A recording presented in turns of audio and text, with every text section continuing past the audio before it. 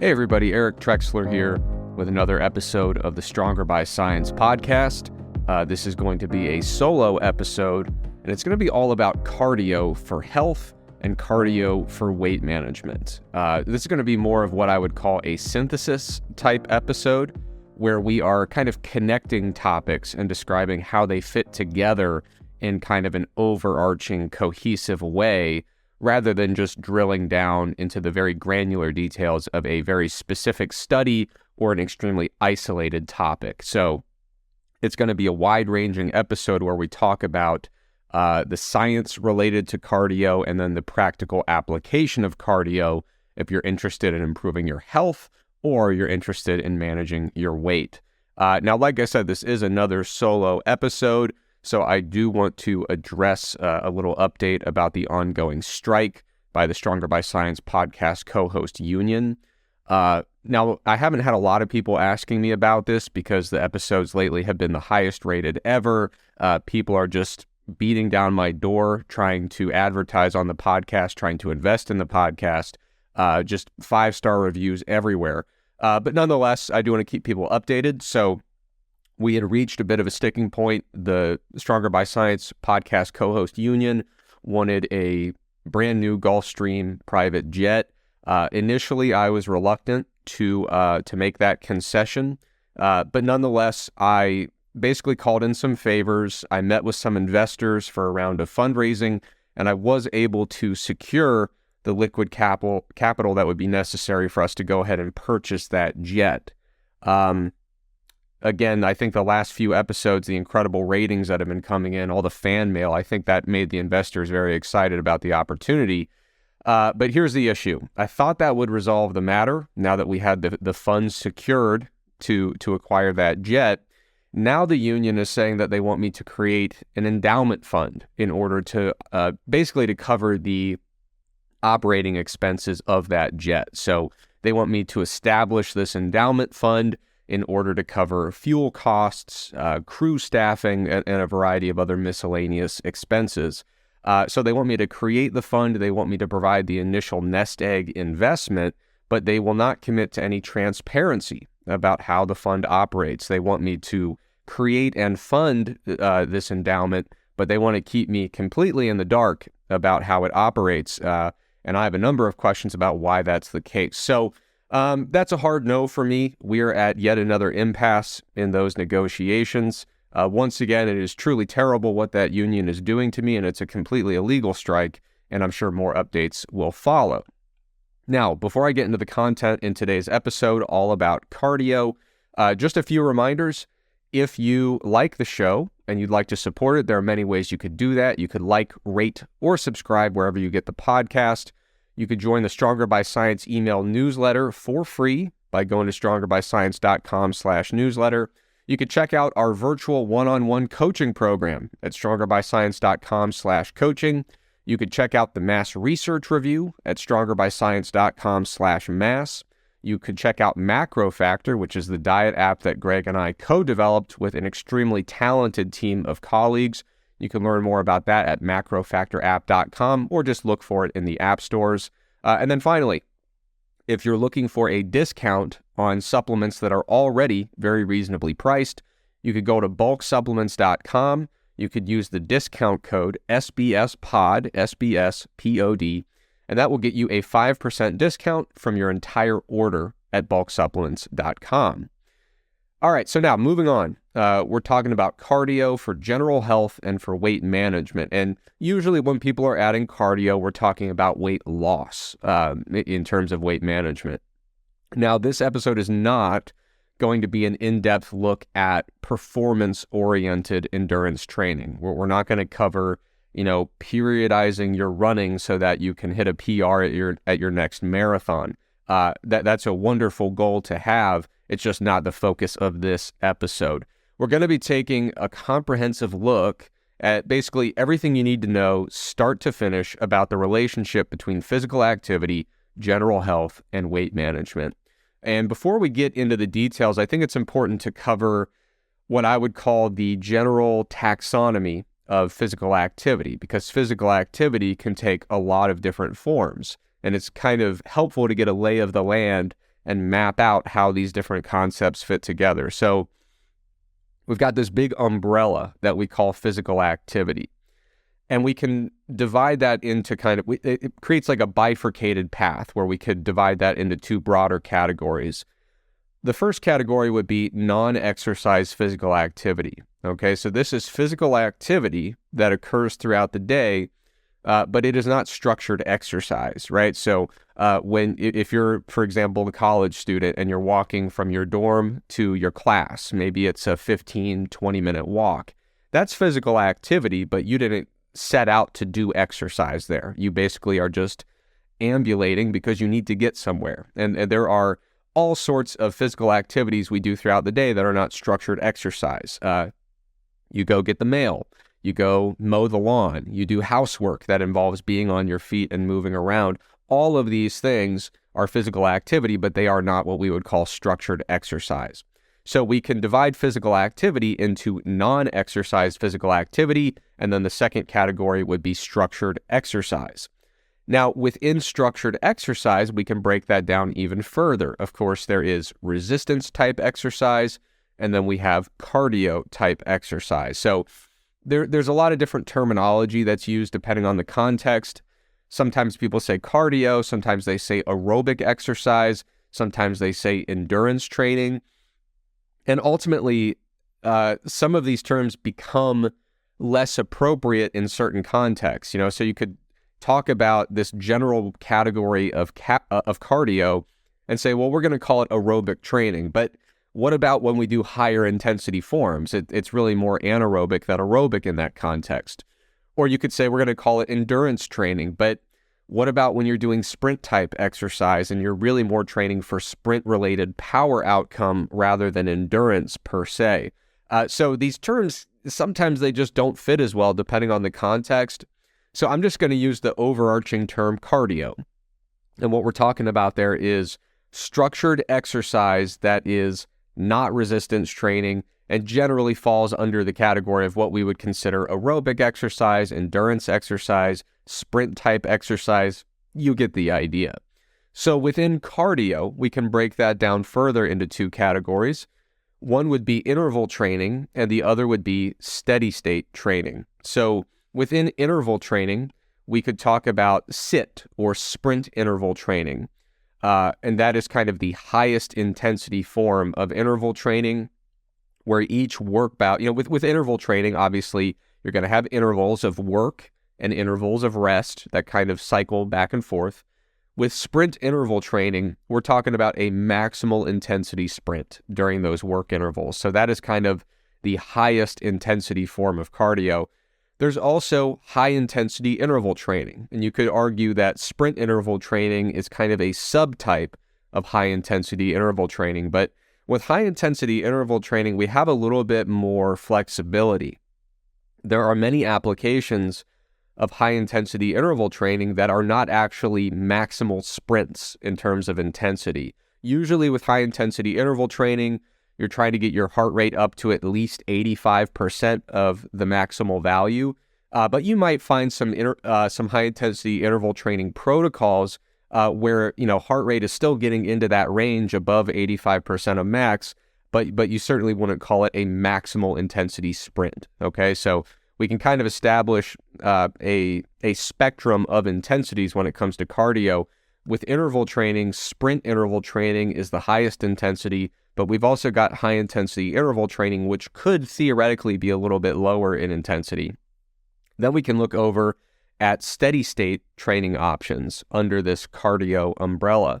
So we've got moderate intensity steady-state training, where heart rate is, we're trying to get it to somewhere between 70 to 84% of maximum.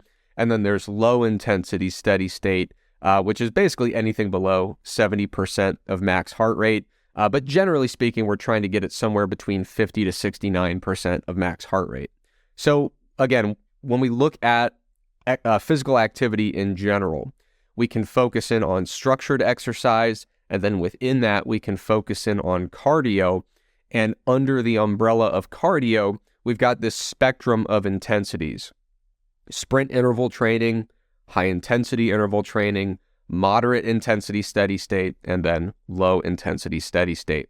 And as you can imagine, there is an inverse relationship when we look at the relationship between intensity and duration. So sprint interval training, your actual work intervals are going to be extremely short in duration. Usually it's only 10, 15, 30 seconds when we're talking about sprint interval training. When we talk about low intensity steady state, I mean, this could be going for, a 3-hour hike. It could be very, very long duration because of the low intensity.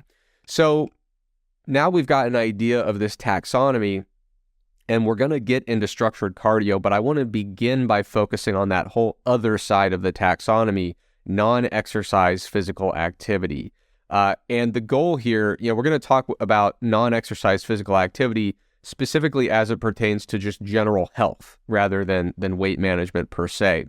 And when we look at the goal of non-exercise physical activity, I mean, some of it is just activities of daily living that we have to do in order to keep our life moving. We go check the mail, we go to work, things like that, mow the lawn so it doesn't become overgrown. You get the idea.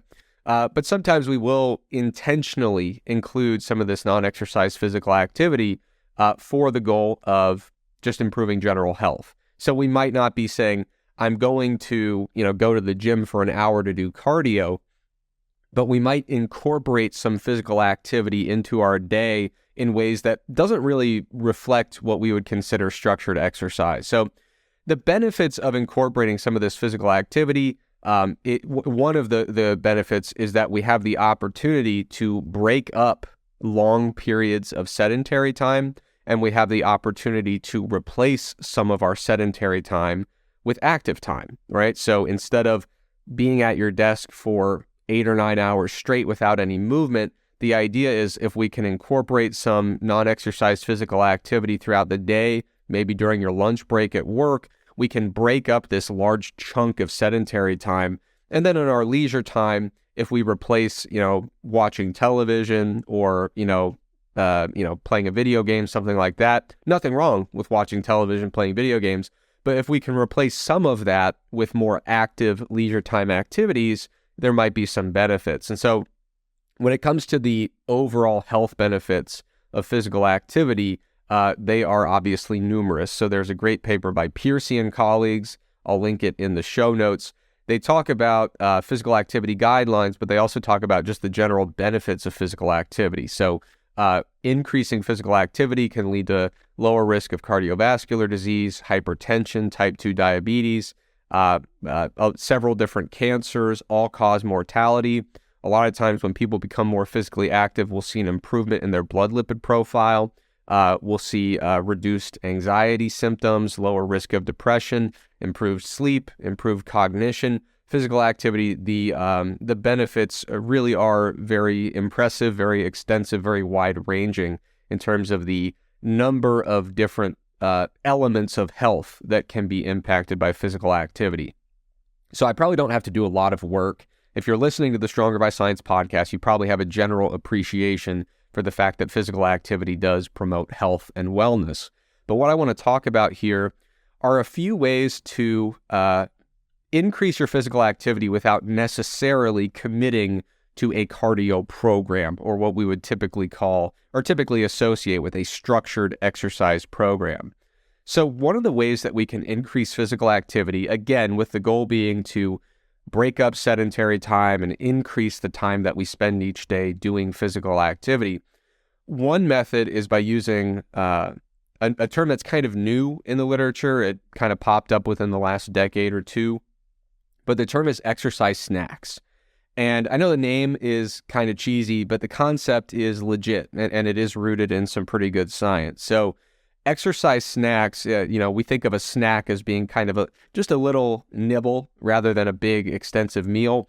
It's the same kind of thing. An exercise snack is an extremely small portion of exercise that typically is going to be done with high frequency at regular intervals throughout the day. So rather than focusing, with a typical structured exercise program, we often focus on how much activity we are accumulating, either in the exercise bout or across the day. With exercise snacks, we're really focusing on the frequency and the timing of physical activity. So rather than saying, oh, I need to do an extra 45 minutes of physical activity today, the focus is, how am I going to break up my sedentary time throughout the day? And so it's, you really focus on when throughout the day you're going to basically insert these little exercise snacks. So there's a really nice review by Islam and colleagues that was published in 2022. I'm going to link it in the show notes. But generally speaking, they give a great overview of exercise snacks. What we're talking about are very short bouts of vigorous exercise that's going to be repeated several times throughout the day, usually in pretty regular intervals. And the purpose is very specifically to disrupt prolonged periods of sedentary time. So, for example, an exercise snack could involve less than 1 cumulative minute of exercise throughout the day. And so that would look like, taking several 10-second or 15-second exercise bouts that are kind of distributed evenly throughout your workday, for example. Now, when we talk about doing an interval type approach to physical activity with less than a minute of cumulative exercise, what that means is there's going to be a big emphasis on efficiency and a big emphasis on intensity. So if you look at some of the literature on exercise snacks, usually perceived effort is well above a 5 on a 10-point scale. So people are doing, 7 out of 10, 8 out of 10, 9 out of 10 in terms of their perceived intensity level. So you get the idea here. It is regular intervals of very brief physical activity done with a relatively high level of intensity. Now, I've given some guidelines about cumulative exercise totals being less than a minute. I've given some guidelines about the relative intensity of these efforts, but I think it's important not to get too bogged down in the details. There's no specific rule book that you have to follow when it comes to applying the concept of exercise snacks. The general premise is very, very simple, and just staying in line with the general premise is enough. You don't have to follow some perfect protocol. So the idea is, if you have an 8-hour workday, let's say you work in a conventional office building, 8-hour workday, you might say every 2 hours, so we're going to have 4 total intervals, or you can allocate them however you see fit based on your daily schedule, but let's say every couple hours-ish, we're going to do a 15-second bout of exercise. So maybe you have the opportunity, depending on your work environment and your work culture, perhaps you can make your way over to the stairwell and say, I'm going to do a 15-second bout where I just run up the stairs and just cover as many flights as I can in 15 seconds, or as many steps as I can in 15 seconds. So you would just walk over to the stairwell very quickly, a 15-second burst of exercise, walk or even run up the stairs for 15 seconds. And that is your exercise snack. And then you go back to work, work for another hour and a half, 2 hours, go back to the stairwell, do it again. And so you can see how, if you do that 4 times, we're only talking about approximately a minute of exercise, but we are breaking up those longer chunks of, 8 or 9 hours of sedentary time. We're breaking that up with these regular intervals. So in the interest of practical application, like I said, you don't need to focus too much on the exact intensity, the exact duration. The general premise is, if you're looking at a schedule for your day and you say, I might legitimately be seated for 8 hours straight here, or, 2 sections, 2 intervals where you're just sitting for 4 hours straight, you might want to go in and break that up with some activity. And in the interest of being practical, there are a lot of viable modalities that can be done, in a typical workplace or in a lot of different settings. So it could be stair climbing, jumping jacks, really any body weight calisthenic exercises. There's a lot of options here. And of course, the simplest one is just doing a brisk walk in the hallway or a brisk walk in the parking lot for just a short period of time. And so when we look at the preliminary evidence in this area, like I said, really great review paper by Islam and colleagues in 2022.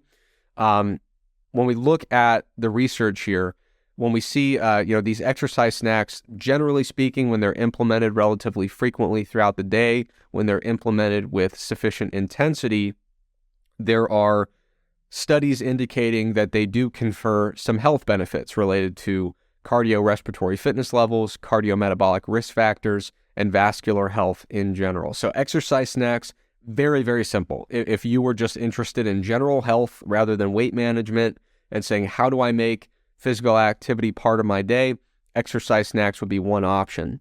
Another method that's very simple and very popular is simply tracking your step counts. So again, this is not doing a structured walking program necessarily, but we're just focusing on, am I getting enough steps throughout the day in order to support overall health and wellness? And so this is the complete opposite of, I wouldn't say complete opposite, but it's a very different concept than exercise snacks, because rather than focusing on the frequency and the timing of where we're putting these steps, exercise snacks, like I said, very, very much focused on frequency and timing. If we're just trying to track our step count, the focus now is on the cumulative amount of physical activity throughout the day. And we're using step counts as a proxy to get an idea of our overall activity level, because theoretically, on a day where we have higher step counts, that means that we're spending more time up on our feet, being active, ambulating, moving around, etc. So step count is very straightforward, not going to spend a lot of time belaboring the point there, but a question that comes up a lot is, well, how many steps is actually enough for supporting general health and wellness? There was a paper by Jayetti and colleagues where they found a linear dose-response relationship where more steps was associated with lower mortality risk. And they found that linear dose-response relationship went all the way up to about 17,000 steps per day. And at that point, the data set just becomes very sparse. There aren't that many folks in studies that are available who are routinely getting above that. So if I'm remembering correctly from the figure in the paper, it's not that they found that benefits stopped at 17,000 steps. It was more that there was just a limitation of how much data they had beyond 17,000 steps a day. But there are some papers that suggest there's a slightly more nuanced relationship rather than just saying more is better. So there was a paper by Paluk and colleagues where they found that mortality-related benefits were basically maximized at about 8 to 10,000 steps per day for individuals who are under the age of 60. And then for individuals who are 60 or older, they found that some of these mortality-related benefits were actually maximized at a lower number, which was about 6 to 8,000 steps per day.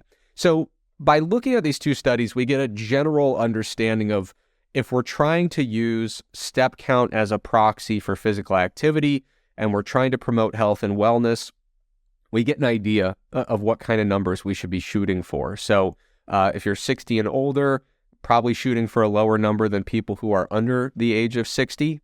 And what we're looking at is getting up into that range of 8,000, 10,000, 12,000 steps per day, with the general understanding that more is broadly better, but there's probably a point at which we start to see diminishing returns. So getting up into that 8, 10, 12,000 step per day range seems like a really good idea.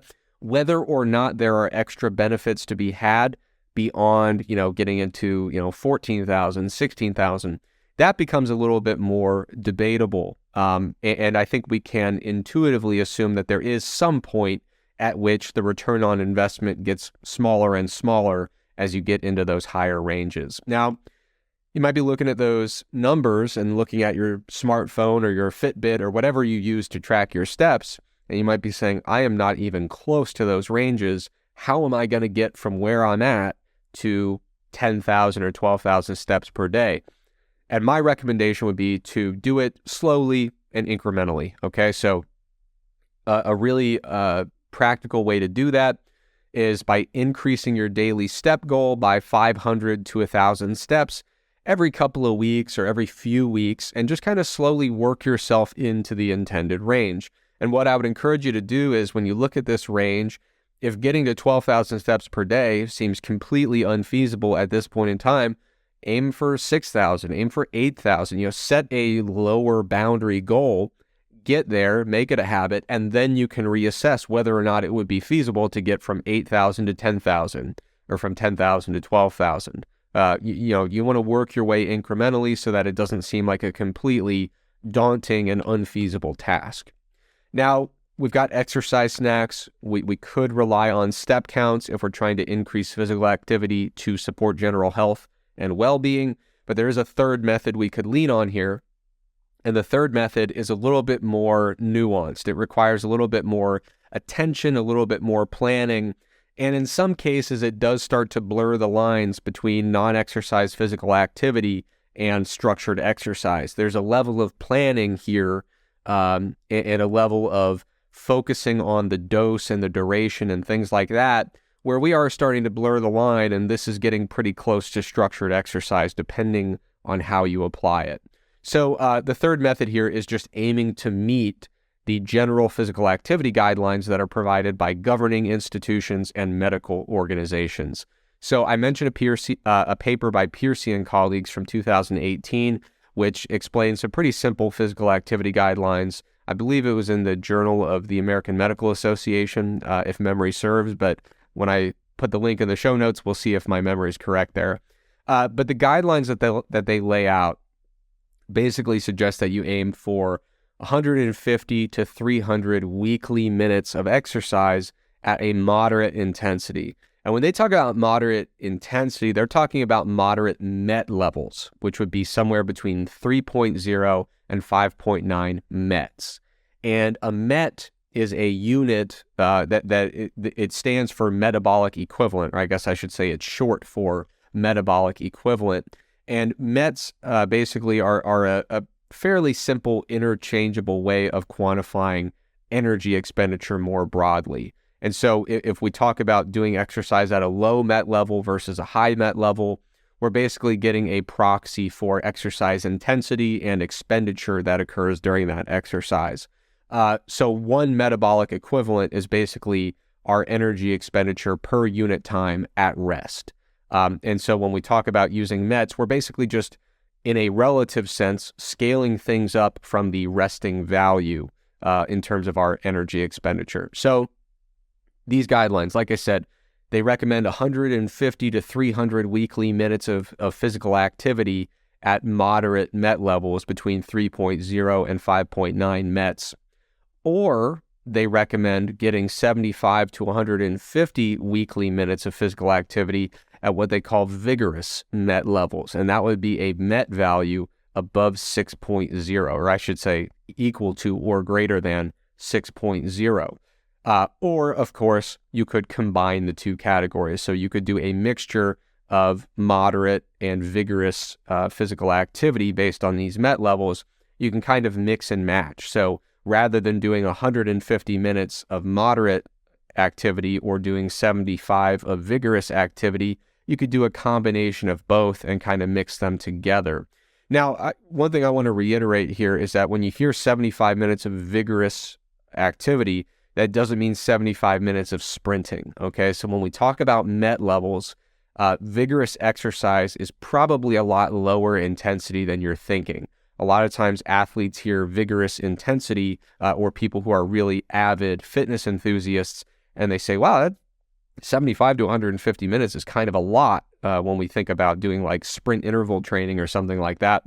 That's not what these guidelines are calling for. So, for example, a MET level of 3, which gets you into the bottom range of moderate activity, that would be walking at a very, very comfortable pace of 2.5 miles per hour on a level surface. So just walking on a flat treadmill or walking down the street, 2.5 miles per hour for a lot of folks is an extremely comfortable, very leisurely walking pace. It's by no means a brisk power walk for most folks. But I understand, people have very different walking speeds, so don't mean to convey any sense of judgment if 2.5 miles per hour is a relatively vigorous walking pace for you. But generally speaking, a lot of folks can walk at 2.5 miles an hour and not consider it to be a particularly vigorous intensity for their walking.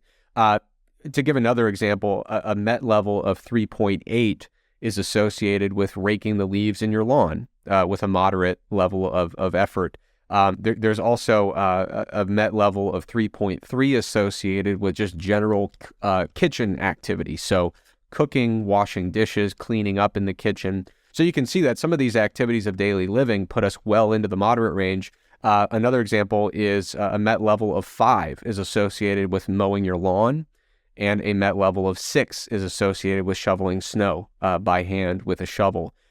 If you get up to walking at 4.5 miles per hour, that's usually a very brisk walking pace. Now you're actually getting into a MET level that's about 7, which is already into the vigorous category. And like I said, we're talking about walking here, so you can actually hit the, when we talk about moderate versus vigorous for MET levels, you can get into the vigorous category without actually breaking into a jog. If you're walking briskly at 4.5 miles per hour, you are above that vigorous threshold, which is 6 METs. So walking at 4.5 miles an hour is all the way into 7 METs, even on a flat surface with no incline. When we talk about kind of structured exercise, just to kind of give a perspective of where things fall with these MET levels, stair climbing at a very slow pace would be about 4 METs. Pretty vigorous resistance training would be about 6 METs. Running at 4 miles an hour, probably about 6 METs. Rowing at 100 watts would be about 7 METs. Doing calisthenics like, push-ups, sit-ups, jumping jacks, pull-ups, kind of body weight circuit training, you might be looking at a MET level up around 8. Now, of course, these are rough estimates. You might be wondering, where do these all come from? They come from a compendium of physical activities. The last time it was updated, I believe, was 2011 by Ainsworth and colleagues. So if you want to get an idea of different MET levels for different types of physical activity or even structured exercises, I'm going to put a link in the show notes to a really comprehensive website that basically is very searchable. So you can search this compendium of physical activities. I've mentioned on the show before, it has well over 800 entries for different physical activities and different types of structured exercise. But what you can do is you can say, okay, I see these physical activity guidelines by Piercy and colleagues. I see the duration that's recommended and the associated MET ranges in terms of intensity. Now I'm going to go through the compendium of physical activities and just kind of tabulate, am I meeting these guidelines already? And if not, then you might consider how you might incorporate some physical activity or, some actual structured exercise in order to get into the ranges that are recommended for general health and wellness. So we've got these 3 different strategies for implementing non-exercise physical activity or little bouts of structured exercise in order to use cardio, use physical activity to support general health and general wellness. So that stuff's pretty simple. We can do exercise snacks. We can aim for a daily step count and use that as a proxy for physical activity, or we can actually dig a little deeper and look at some of these guidelines, tabulate our MET values throughout the week or throughout the day, and perhaps make some adjustments to get into those recommended physical activity ranges. At this point, we are going to shift the episode here and shift the focus to weight management, and more specifically, using cardio to strategically facilitate fat loss when we talk about weight management. Now, there are many benefits of cardio type exercise for fat loss.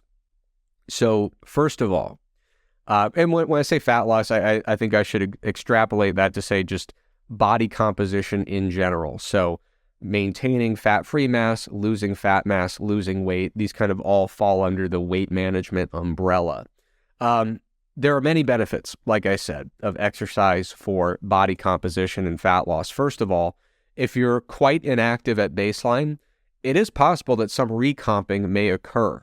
So there have been meta-analyses indicating that with previously untrained people, even some pretty basic cardio interventions can lead to an increase in fat-free mass.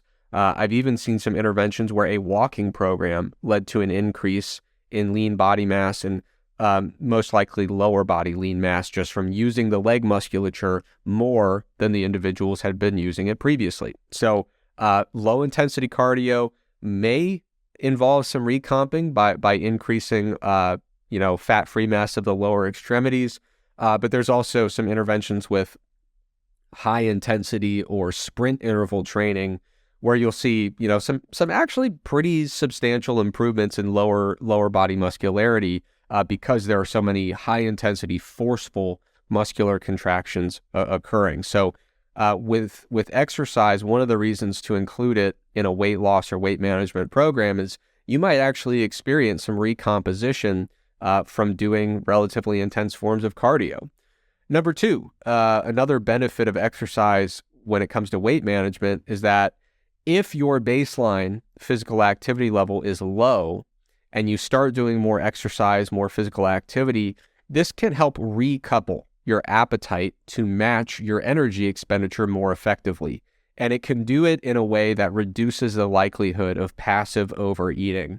So there's been some really cool research indicating that there is this very nonlinear relationship between appetite or satiety control and physical activity.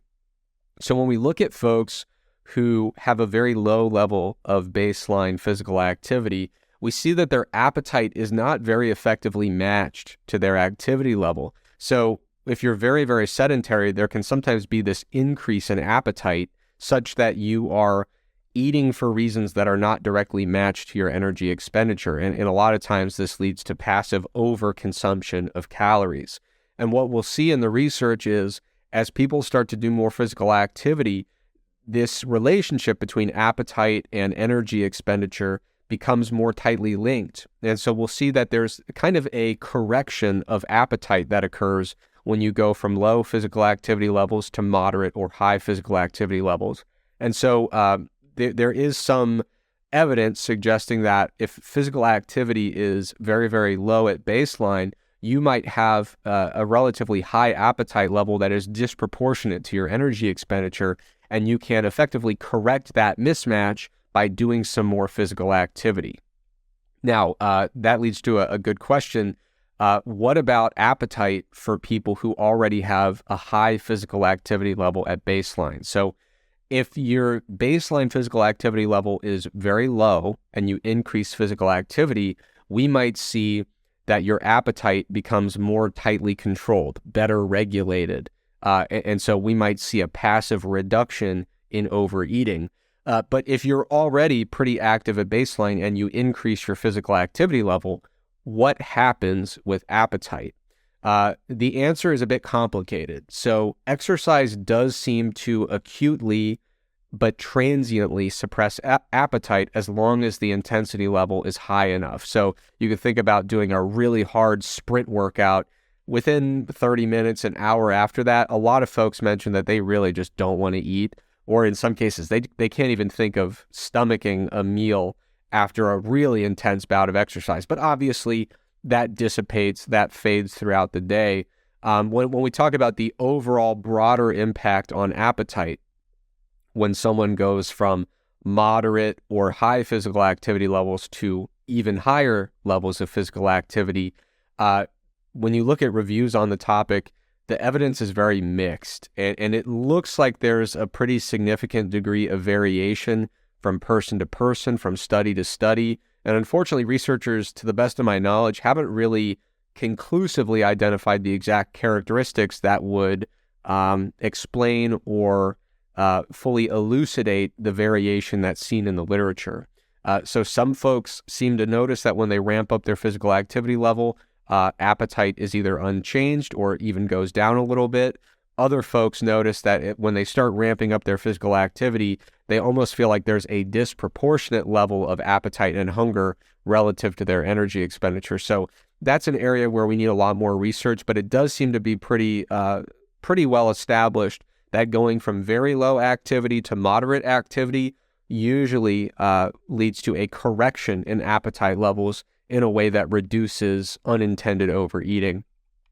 Now, a third benefit of exercise here when it comes to facilitating weight management is that exercise increases total daily energy expenditure. Of course, if we want to lose fat, we need to create a caloric deficit, and there are two levers that we can pull if we're trying to create a caloric deficit. We can increase our daily energy expenditure, or we can reduce our daily energy intake. So exercise, by increasing total daily energy expenditure, can directly facilitate fat loss through the creation or the establishment or the maintenance of an energy deficit.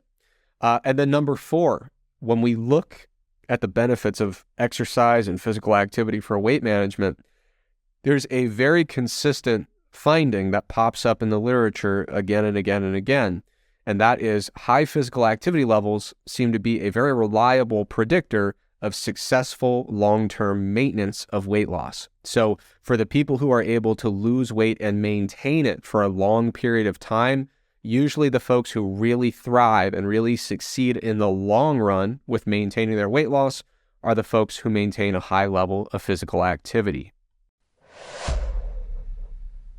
As the first and only fitness podcast with a steadfast commitment to traditional family values, we know that protecting families is important. Right you are, Eric, but I will note there are some things that are even more important than protecting traditional family values and the moral fabric of our society. That's right, Greg. It's important to protect families, but it's even more important to protect corporate entities. That's why I joined the advisory board for the Sports Nutrition Association, along with trusted fitness pros like Danny Lennon and distrusted arch nemesis like Eric Helms. The Sports Nutrition Association is the home of sports nutrition. They are dedicated to ensuring the sustainable prosperity of the sports nutrition profession, and they offer a unique pathway to robust insurance coverage for your sports nutrition business. Simply put, it's the best way to protect the corporate entities that are closest to your heart.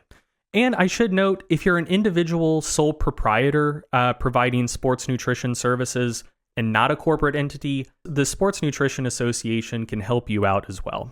That is correct. All insurance plans are handled individually on a case-by-case basis, regardless of how your sports nutrition business is structured. But even if you don't want insurance coverage, SNA membership comes with a bunch of other perks and advantages. The Sports Nutrition Association is the only global professional sports body that has a defined standard for sports nutrition scope of practice for its members. This ensures that members maintain high standards in their practice so that the public can always trust in the quality associated with the services of an accredited sports nutritionist through the Sports Nutrition Association.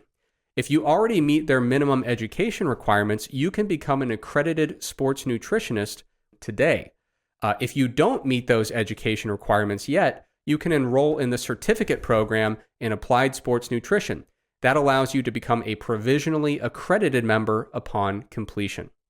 To learn more about the Sports Nutrition Association, head over to www.sportsnutritionassociation.com today. Today's episode is sponsored by the Sports Nutrition Association, and Stronger by Science LLC sincerely appreciates their support. Now, that stuff all sounds great, but there is a problem that we've discussed previously on the show. And the problem is as follows.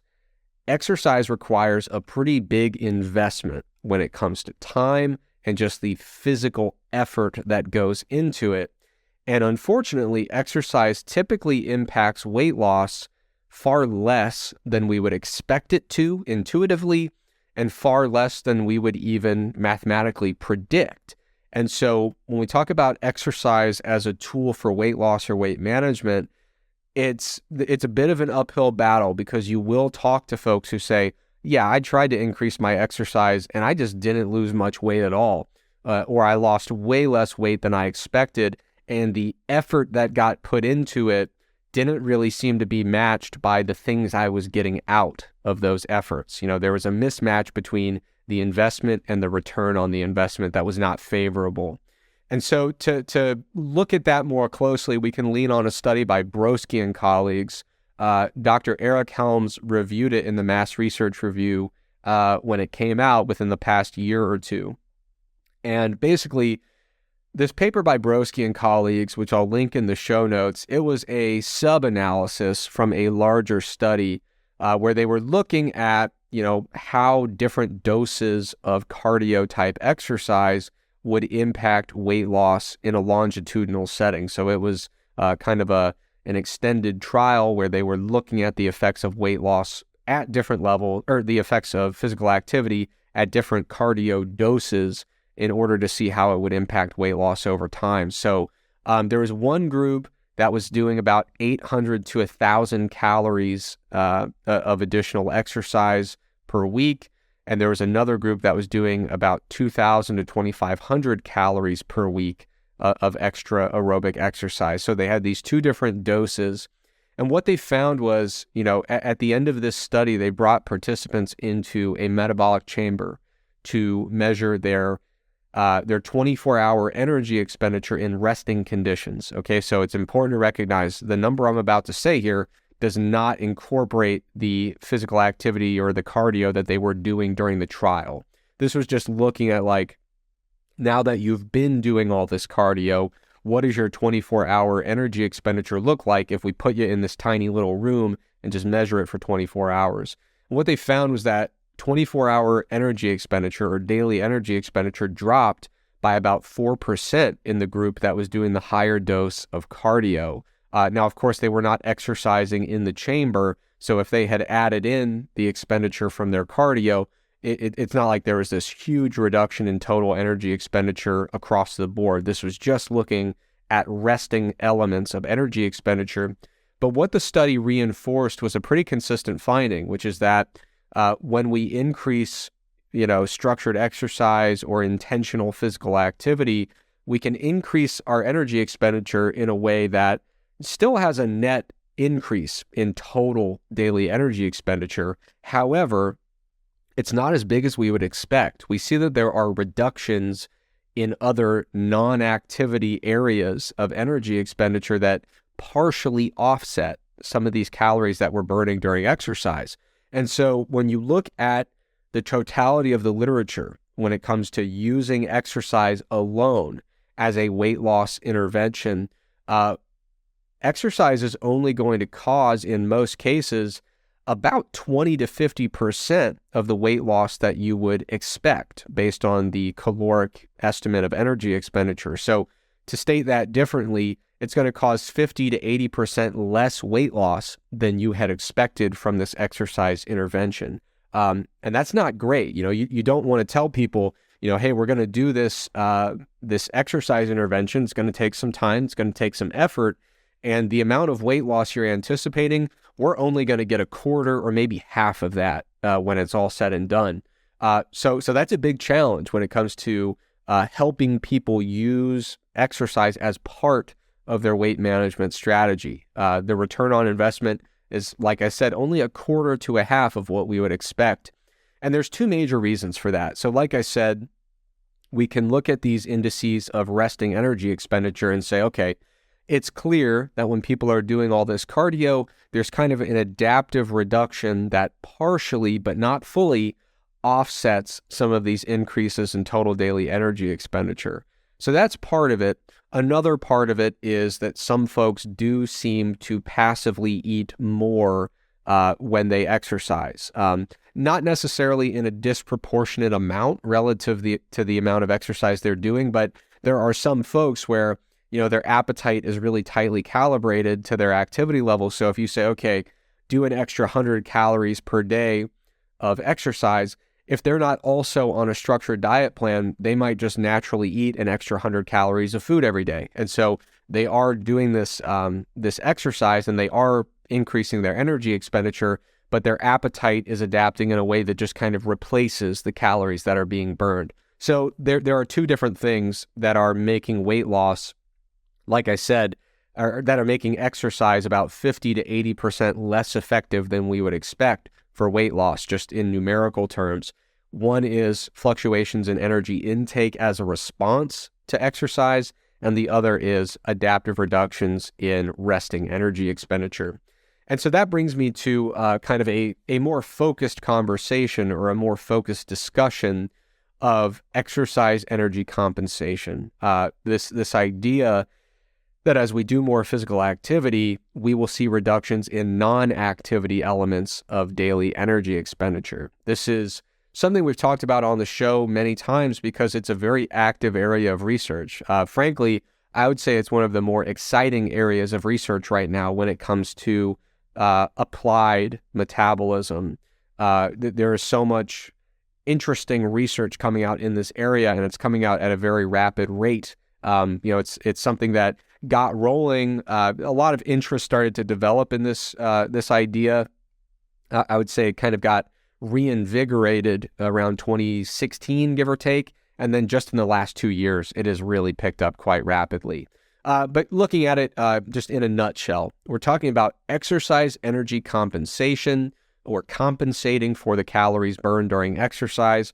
And this relates to the constrained total energy expenditure model, which I believe Herman Ponzer came up with it. If not, he has championed the concept and really become the face of the concept. I believe he developed the model in its initial form.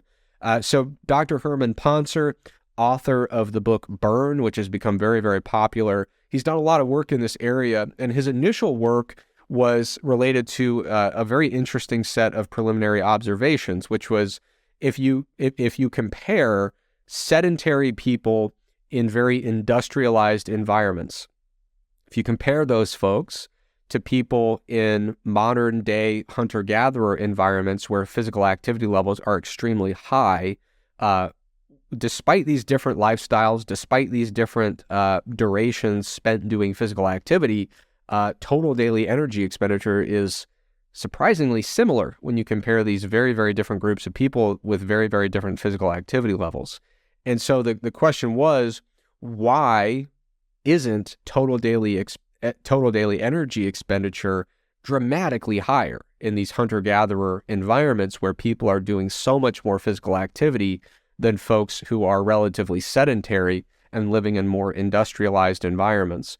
And ultimately, this whole body of research has led toward the conclusion that humans do seem to compensate for some of the energy burned during exercise by experiencing adaptive reductions in resting components of energy expenditure. So in other words, if you're burning more calories through physical activity, it's very likely that you'll be burning fewer calories while you are resting. Now, I mentioned that this is part of what we call the constrained total energy expenditure model.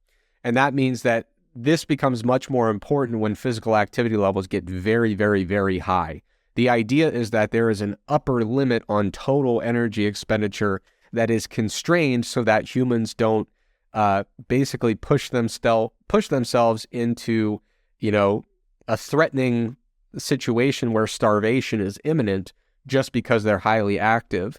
And if you want to get really theoretical and big picture and kind of frame it in evolutionary terms, it makes sense. So if we, spent the majority of our evolutionary history being hunter-gatherers, that would mean that we probably have an increase in physical activity when we really need to be cranking up our investment in gathering nutritional resources, right? So we certainly don't want to have mechanisms built in where the more active we are, the closer we get to starvation. We would like to have some cap on that so that we have the ability to go out and hunt and gather food when we really need it. So from an evolutionary perspective, there are a number of different reasons that it would be highly protective to have some upper limit on total energy expenditure so that we don't have to just gather really infeasible or unfeasible amounts of food in order to keep ourselves alive and keep ourselves from starving. So just in order to gather enough resources to maintain biological viability and not starve to death, it would be very advantageous to have some upper cap on total energy expenditure. Now, the average magnitude of compensation that we see is, based on the best evidence available, around 30% of compensation. So what that means is if you do 100 calories worth of exercise, total daily energy expenditure only goes up by 70 calories. You've compensated 30%, which means 30 of those 100 calories have been made up for by reductions in resting energy expenditure. So again, if you thought you were increasing your total daily energy expenditure by 200 calories by doing extra exercise, you're probably only going to get about 70% of the anticipated increase in total daily energy expenditure. You're probably going to compensate for the other 30%. I should mention, this relationship is not linear, and it seems to differ quite a bit from person to person. So 30% is kind of the average value, but when we look at the research, we see that there are plenty of folks who seem to be only experiencing about 10% compensation. So they're getting 90% of the investment that they're putting in terms of increasing total daily energy expenditure.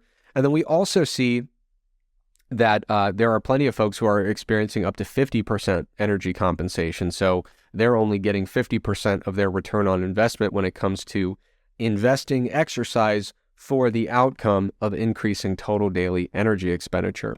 So average is around 30% compensation, but it varies a lot. Most people find themselves somewhere between 10 and 50% compensation. And there are a few factors that have been identified when we try to actually explain why are some people compensating more than others. One, and the most important one in my opinion, is just total physical activity level. Like I said, the idea with this model is not that everyone has the same total daily energy expenditure.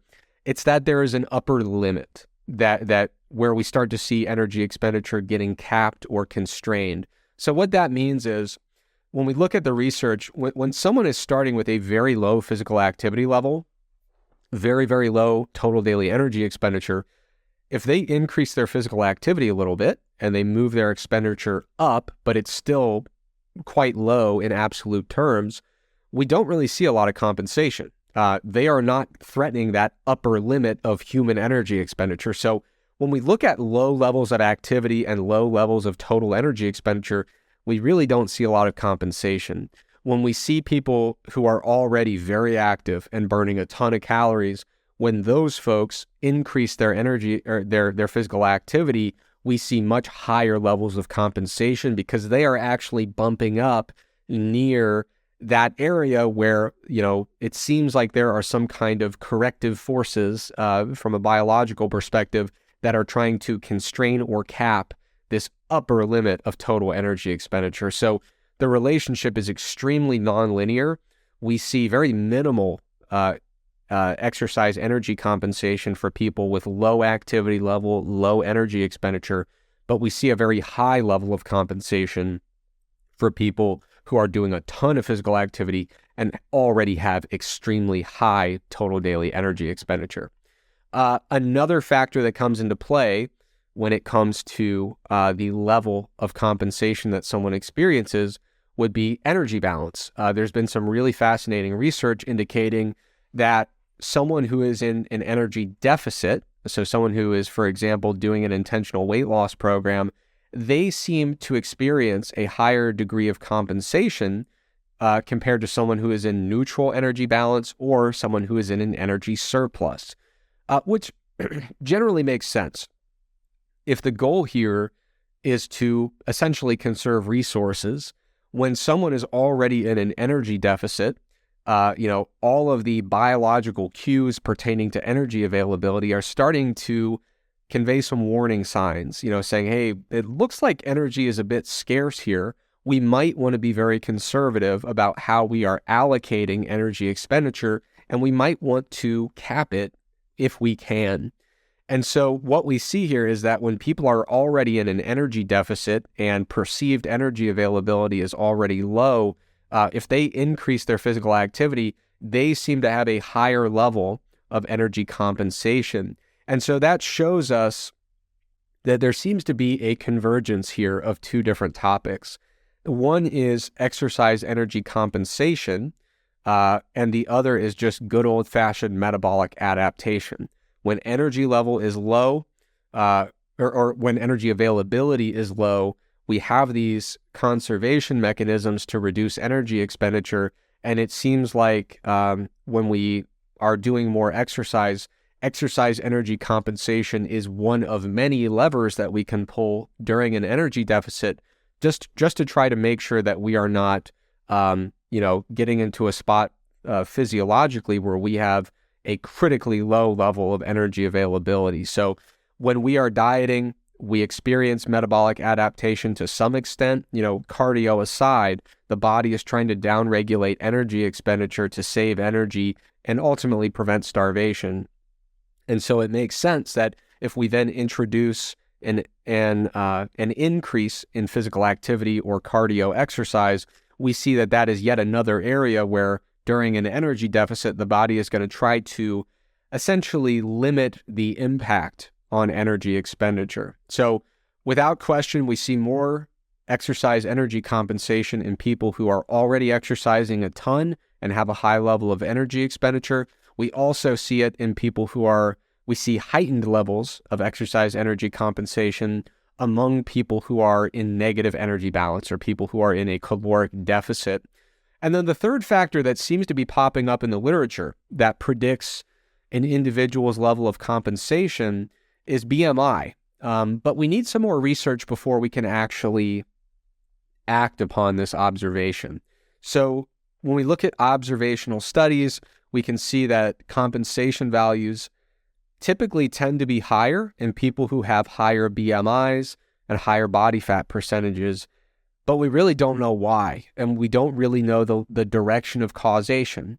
So we don't know if people get to a high BMI because they have high levels of exercise energy compensation, or if it's the other way around, where people start to experience higher levels of exercise energy compensation because they've gotten to a higher BMI. Until we can start to parse out the causative links that are underlying these observations, there's not much we can do with the observations other than observe them and simply acknowledge them. So compensation levels do seem to be higher in people with higher BMIs, but we do not know which event precedes the other, and we don't necessarily know if one causes the other. There could be a completely separate factor that is explaining this relationship, such that neither of those things is causing the other. It can be a much more complicated scenario with other factors that are at play. So for now, we don't really know how to use that BMI observation, in my opinion, but it is worth noting.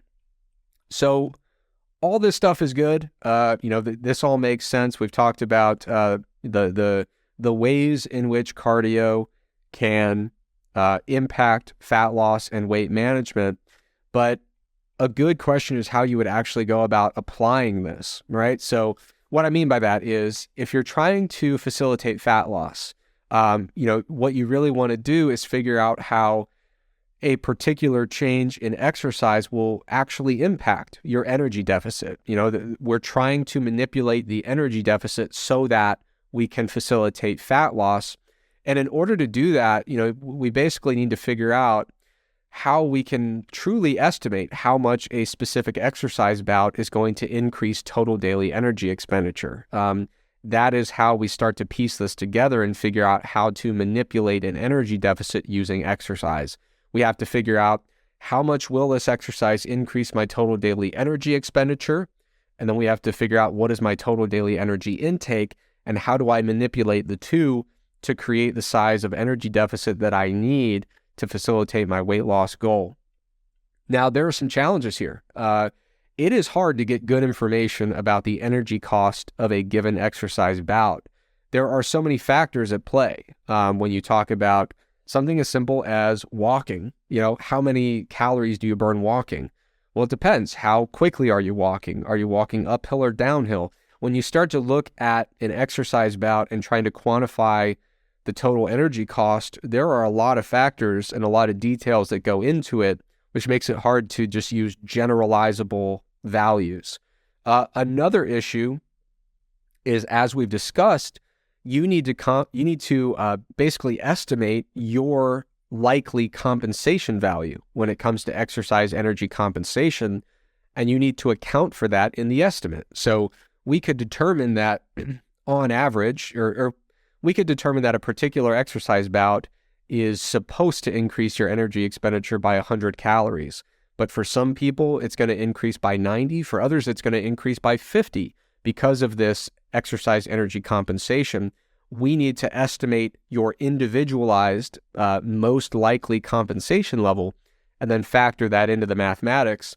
And then finally, if we're trying to see how an exercise bout is going to increase total daily energy expenditure, we need to frame this calculation relative to our resting energy expenditure, which of course needs to be an individualized estimate. The reason being, when you do an hour of physical activity, that's not truly just an added value to your energy expenditure. You are doing an hour of physical activity and you are subtracting an hour of rest. And so you need to account for the fact that you are doing physical activity instead of an alternative reality where you were resting for that same amount of time. So as we're running through the numbers and trying to figure out how an exercise bout is going to impact our energy deficit and our total daily energy expenditure, we need to combine all these different factors. What is my resting energy expenditure? What is the energy cost of the bout typically? And then how will my perceived most likely compensation value actually impact all of this entire estimate? So that's a lot of work to do. That is a lot of digging around and finding things and doing calculations. And so for that reason, the macro factor team made a calculator that does all of this for you. And so I'm going to link that in the show notes for today's episode.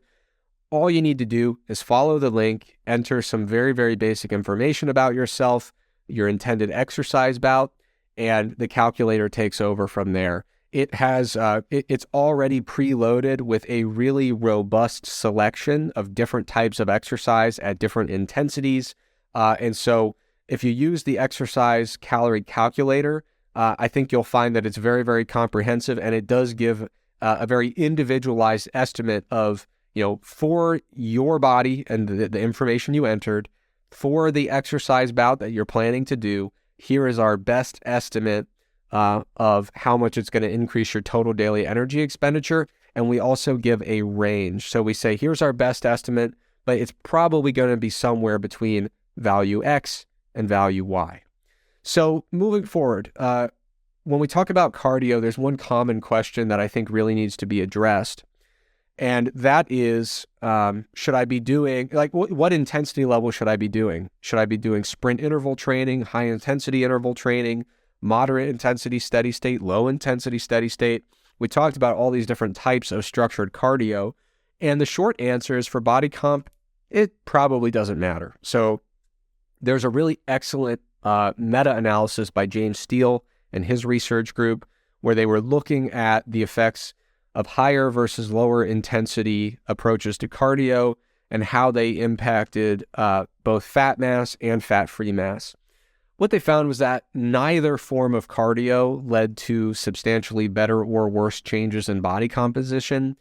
Both of them led to pretty modest increases in fat-free mass and pretty modest reductions in fat mass. And of course, the effects would be much larger if you paired it with a specific diet intervention. But as we've stated previously, cardio on its own, unlikely to make really dramatic changes in body composition unless you're doing a pretty tremendous amount. When we look at most of the studies comparing high and lower intensity approaches to cardio, they tend to have similar effects on body composition, and the effects generally are pretty modest unless you're combining it with some type of dietary intervention. So when it comes to choosing between interval training versus continuous exercise, high intensity versus low intensity, you really want to let your preference guide that decision. There's no right or wrong answer there.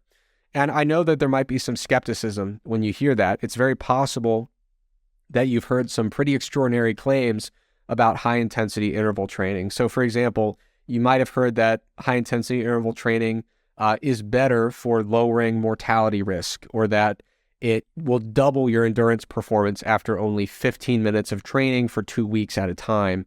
You might have heard that 1 minute of this high-intensity interval training is equivalent to 45 minutes of moderate-intensity steady-state exercise. You might have heard that this interval training is more enjoyable, more pleasant, or that it leads to longer-term adherence when you compare it to lower-intensity, steady-state alternatives. Because of all these common claims that really make a big splash when they get shared by news outlets, I wanted to bring some attention to a really illuminating, really fascinating article series by Ekakakis and colleagues. I hope I'm pronouncing that last name correctly. But Dr. Ekakakis, I was corresponding with him recently about this work, and it's a really, from what I've seen, it is a really tremendous, it's a 6-part article series of peer-reviewed scientific articles. So far, part 2 and part 4 have been published in journals, and the other parts of what I believe is a 6-part series should be getting published in the near future. So parts 2 and 4 collectively basically debunk all the claims that I just ran through. And they do it in a way that is very rigorous, very thorough, frankly, very impressive from the perspective of someone who critiques research on a regular basis. This article series by Ekakakis and colleagues, so far I've seen parts 2 and 4, very impressive, and does a lot of great work in debunking some of these common myths and misconceptions and exaggerations about high-intensity exercise. Now, I want to be super clear. This does not mean that high-intensity interval training or that sprint interval training is bad or useless or that it's a scam or anything like that. This is a very, very effective form of exercise. The reason that there's a need for this 6-part article series is because some of the claims about interval training have become overblown. You know, when you see some of these claims, you look at them and say, why in the world would anyone be doing steady state exercise? It looks like this interval training with higher intensity is just so much better across every possible domain. And a lot of those claims are pretty severe exaggerations. When we look at a very thorough comparison of high intensity interval type cardio interventions versus moderate intensity or low intensity steady state cardio interventions, the really reassuring thing is that both of them seem to be excellent. But it would be incorrect to suggest that one is dramatically better than the other across the board. And so what that means is there is so much room, so much wiggle room so that you can experiment with both approaches and let your preference guide the way. You can see, which one do I prefer? Which one do I enjoy more? Which one fits my schedule better? You have a lot of opportunities to do some guess and check, figure out which approach to cardio works best for you, and ultimately, whichever one you go with, you're probably going to be ending up in the same place, whether you go with higher intensity or lower intensity, as long as you're matching the total amount of effort and work. Now, one caveat for that overview is, of course, if you are trying to do cardio, not for health and fitness, not for just general wellness, not for weight management, if you're trying to do cardio to specifically improve your performance in a particular sport, or you're trying to develop a very specific physiological capacity, if you want to get better at repeated sprint activity, or you want to do better at ultra marathons, if you're trying to improve a specific physical capacity related to a specific sport, you need to make sure that you're tailoring your cardio to address the actual adaptations you're trying to induce. So it's a very, very different world when you're talking about cardio type exercise for sport applications. You have to be quite specific when you're planning out your training for that purpose. But when it comes to general health, general wellness, weight management, high intensity, low intensity, interval, steady state, you have a lot of flexibility to choose whatever fits your preference.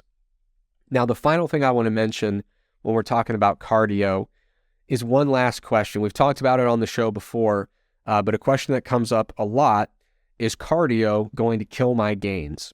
And the short answer, just to frame the conversation, is probably not. A lot of people who are really into lifting are very hesitant to add any type of physical activity or cardio in addition to their lifting because they've heard about the interference effect that comes with concurrent training. So when we say concurrent training, we're going to operationally define that as a training program that includes both resistance training and cardio training concurrently within the same program. So it's a program that includes some of both, rather than saying I only lift or I only do cardio. And when we talk about the interference effect, we're going to discuss it from the perspective of a lifter or a lifting enthusiast. So people who are really into lifting are worried that adding cardio is going to interfere with their lifting-related training adaptations. So they're lifting because they want to get more powerful, they want to get stronger, they want to increase their lean body mass, they want to induce muscular hypertrophy. And there is some degree of concern among many lifters that if they do some additional cardio, it is going to interfere with those resistance training adaptations. So with that in mind, I want to just reiterate that these concerns in most cases are very much overblown and exaggerated. In most cases, the typical lifter really doesn't need to worry about it much at all. And there are 3 important reminders here when it comes to the interference effect and concurrent training. First of all, the interference effect, even when it's demonstrated in studies, it impacts different training adaptations to different magnitudes. So the interference effect impacts power much more than it impacts strength or hypertrophy. And you could put them in order. The impact on power is by far the greatest in terms of the interference effect. The impact on strength is quite minimal, and the impact on hypertrophy is even more minimal. So most folks that are interested in strength and hypertrophy already, you can look at the research and say, probably don't need to be very concerned about the interference effect. Another thing that's worth, a second reminder is that recent meta-analyses are reporting much smaller effects than some of the early studies about the interference effect. And that's because the early studies were basically designed to try to identify the largest effect possible. If you believe this exists, but it has not yet been shown or demonstrated, you want to design a study that exaggerates the potential impact. As we look at more studies that are more feasible, more real-world applications of concurrent training or training programs with a lifting component and a cardio component, unless you're trying to induce the interference effect by going really overboard, what we see is that the interference effect seems to be very, very modest in the more recent studies.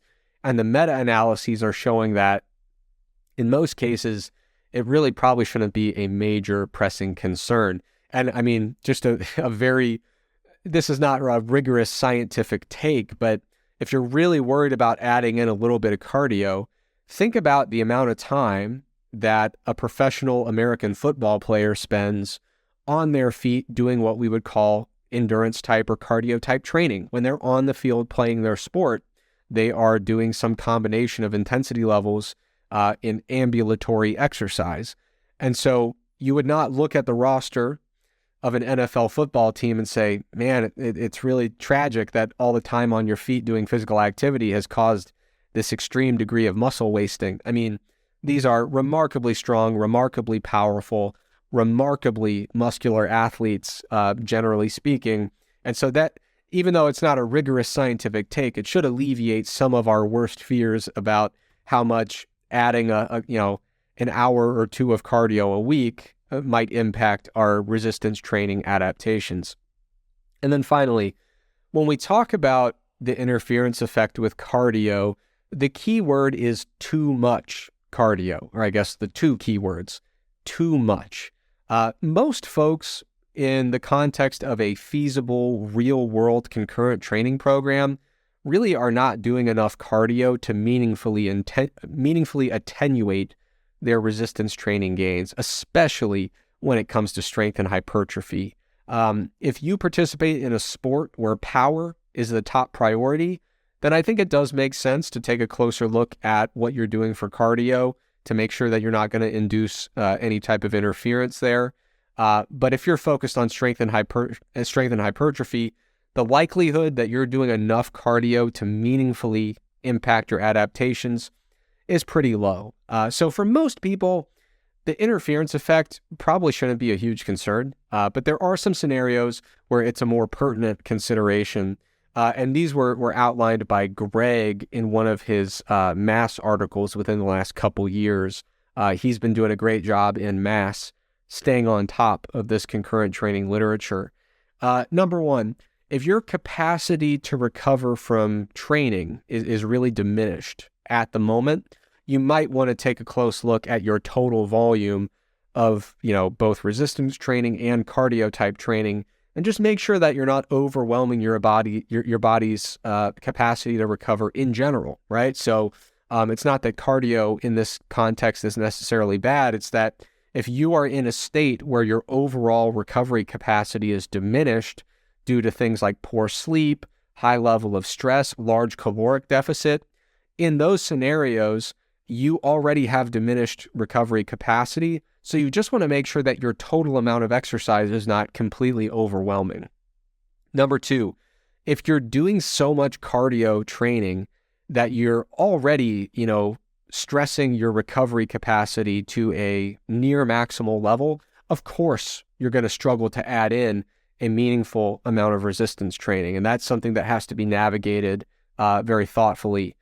And the inverse is true as well. If you're already doing so much resistance training that you can barely recover from your lifting, obviously, you have to be very thoughtful about how you try to incorporate any additional cardio training beyond that. And again, that doesn't mean cardio training is necessarily bad. It means you're already training to a point where your recovery capacity is essentially maxed out.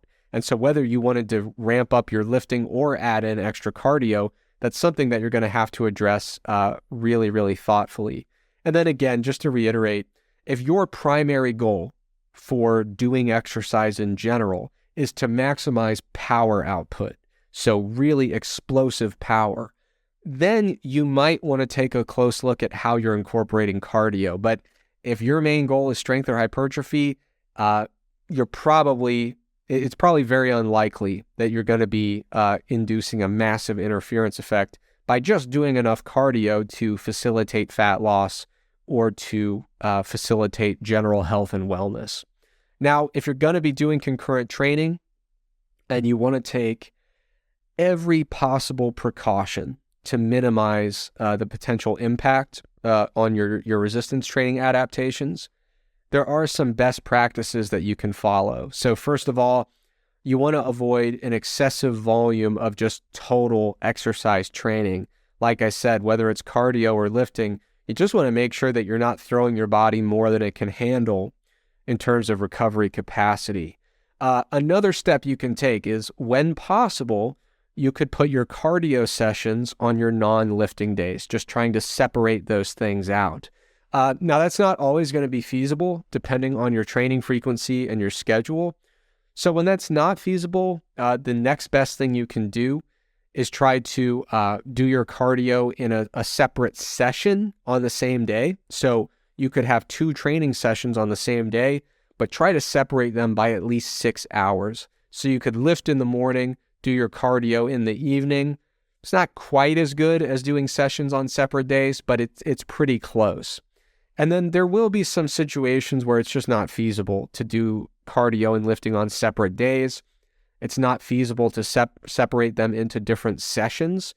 And when that's the case, if you're a lifting enthusiast who prioritizes your resistance training adaptations, if you have to do these sessions or these 2 different types of exercise within the same session, I would recommend doing your resistance training first and then finishing the session with your cardio training.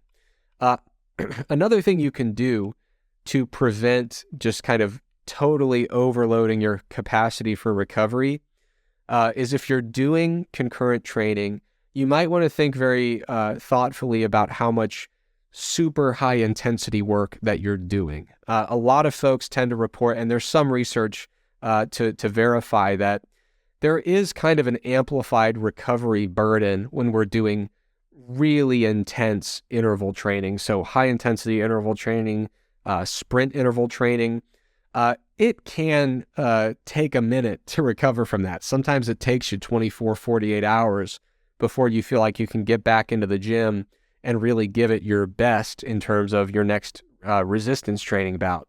So what I usually like to do, if I'm trying to just be as cautious as possible and as proactive as possible to prevent the likelihood of an interference effect, is I will limit the total number of high-intensity cardio sessions to no more than 3 per week. And if I need to do more cardio than that for, general health and wellness purposes or for fat loss purposes, what I will do is then, once I've maxed out my limit for high-intensity sessions at 3 per week, if I need to do more cardio, I'll just incorporate some lower intensity forms of steady-state cardio. When possible, kind of along the same lines, if I'm going to be doing a high-intensity cardio bout, so if I'm doing like sprint interval training on the bike, I'm sprinting with my lower body musculature there, I will try to schedule my next leg day for resistance training at least 24 to 48 hours later. And the later, the better, in terms of just giving that musculature the opportunity to recover before you're jumping into another pretty vigorous resistance training session. So if I'm running sprints or doing cycling sprints, I'm doing sprints with my lower body musculature. I try to make sure my next leg day ideally is at least 48 hours apart. But if it has to be 24 sometimes, so be it. But I try to space that out to the best of my ability. And then the final thing you want to do is just adhere to some basic guidelines for the intensity and the duration of your cardio sessions.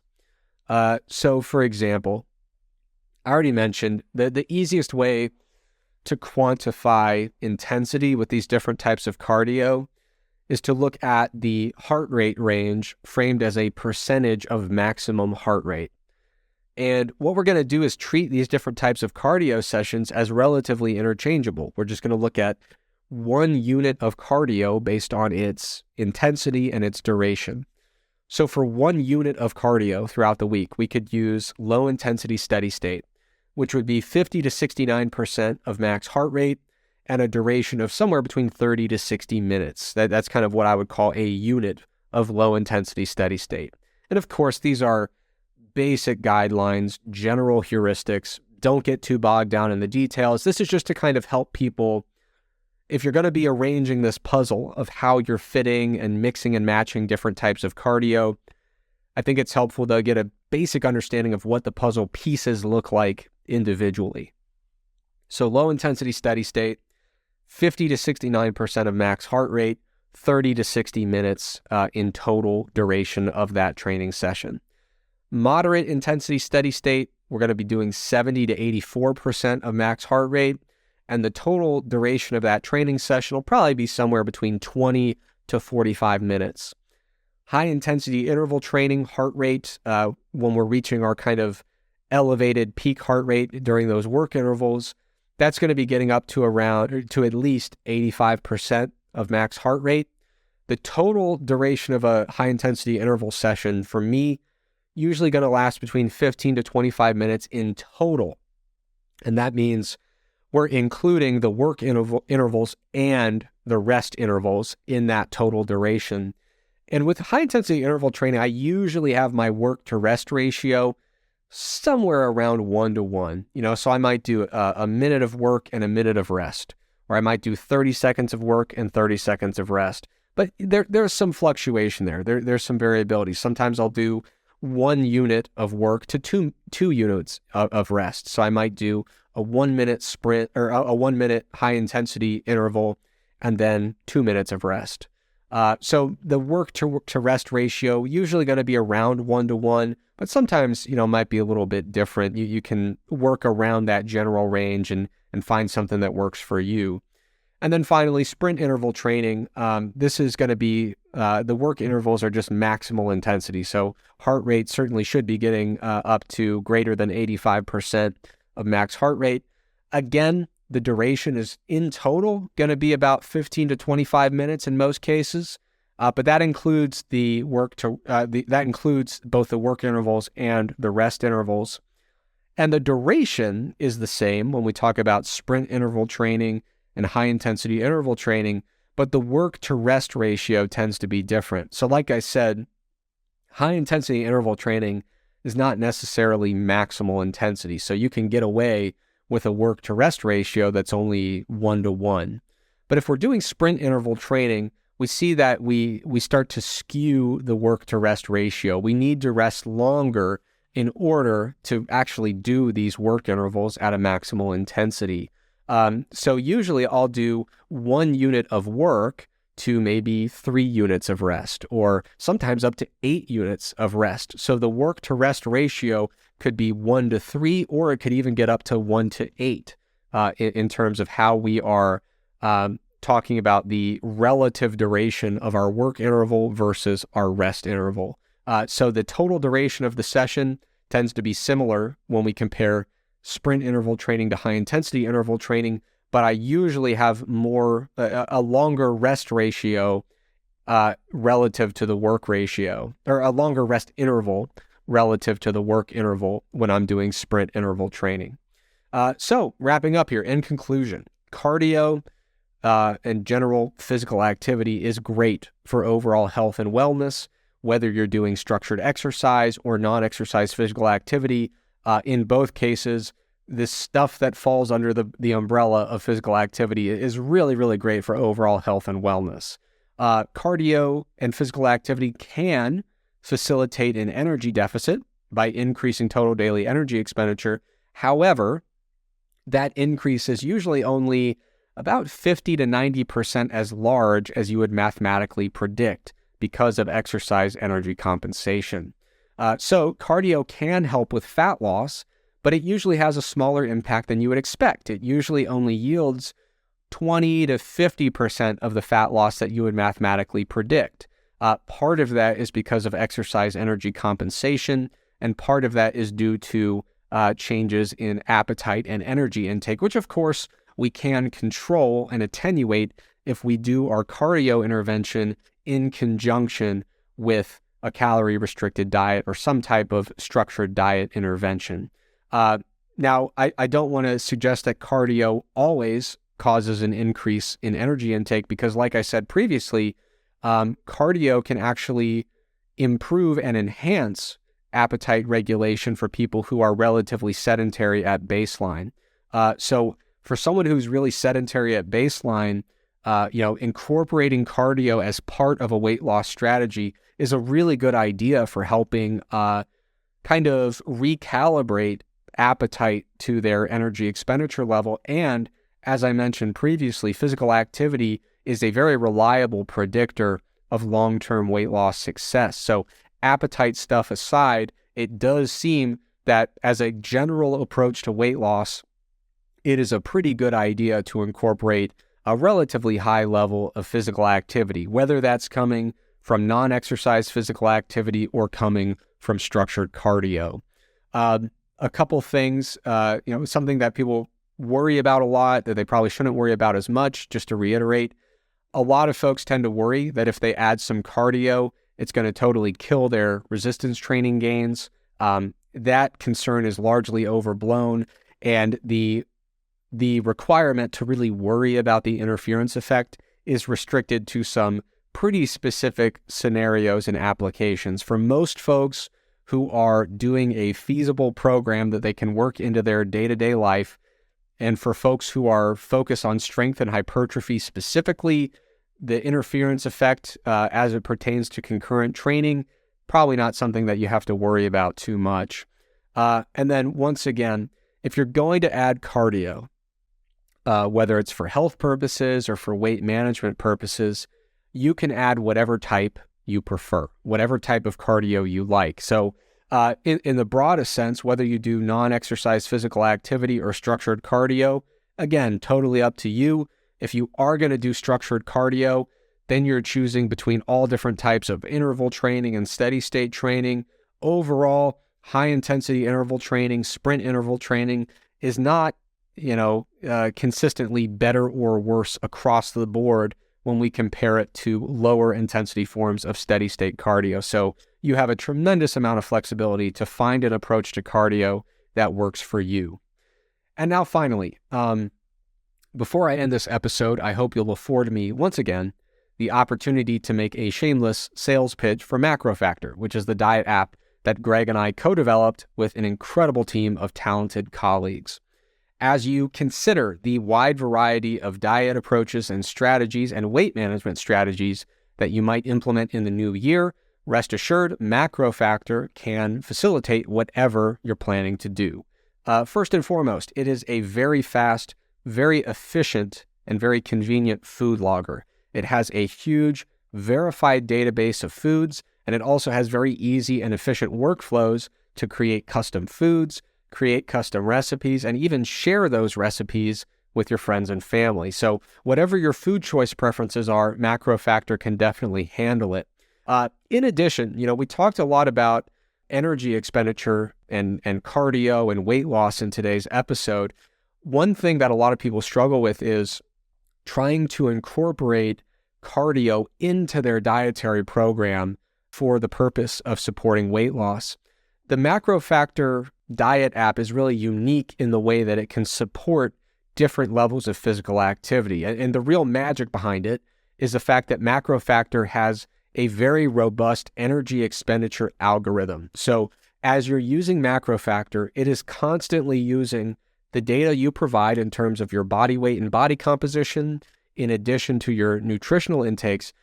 The energy expenditure algorithm is constantly reassessing and recalibrating its understanding of your daily energy expenditure. And what you'll see is by using this kind of backward-looking, deterministic expenditure algorithm, Macrofactor is really well equipped to help you incorporate cardio and physical activity into your diet program for weight loss in the new year. So, in summary, Macrofactor is your diet sidekick. It provides all the guidance, all the support, all the analytics that you need as you pursue your fitness goals in the new year without infringing on your ability to make your own decisions and to chart your own course toward your fitness goals. So to learn more, go ahead and check out the app at macrofactorapp.com, or you can find it in the app stores. As always, thank you for joining me for another episode of the Stronger by Science podcast. We'll be back soon with another. Thank you for listening to the Stronger by Science podcast. If you enjoyed the podcast, be sure to sign up for our free newsletter to get concise breakdowns of relevant research, as well as 28 free training programs for all skill levels and all schedules. We hate spam just as much as you do, so we'll only email you when we have something really interesting to share with you. You can sign up for the free newsletter at strongerbyscience.com/newsletter, or just go to the Stronger by Science homepage and click the free programs button at the top. If you want to join in on the Stronger by Science podcast conversation, be sure to check out our Facebook group and our subreddit. The links for both are provided in the description of today's episode. Finally, please remember that we are not medical doctors or registered dietitians. So, before you make any changes to your exercise or nutrition habits, be sure to check with a qualified healthcare professional. Once again, thank you for listening, and we will be back soon with another episode of the Stronger by Science podcast.